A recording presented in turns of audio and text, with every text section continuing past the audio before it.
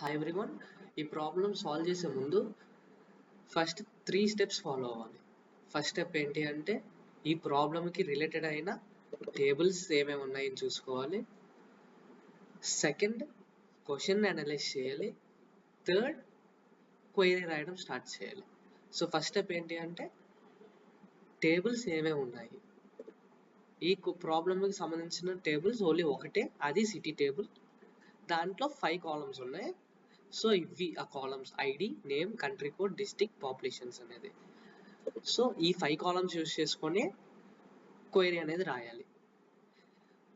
Next step ప్రాబ్లమ్ని analyse చేయడం. ఇక్కడ వీళ్ళు ఏమడిగారంటే ఐడి 1661తో మ్యాప్ అయిన రికార్డ్ని ఫెచ్ చేయమంటున్నారు. అది ఎలాగా అంటే అన్ని కాలమ్స్. సో స్టార్ అని పెడతాం మనం, సెలెక్ట్ స్టార్ అని. సో థర్డ్ స్టెప్ ఏంటి, క్వైరీ రాయడం. Select star from city wear ID equal to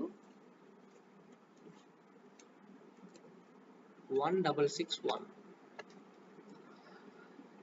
so city టేబుల్లో ఐడి వాల్యూ 1661 అన్న వాల్యూది ఫెచ్ చేస్తున్నాం.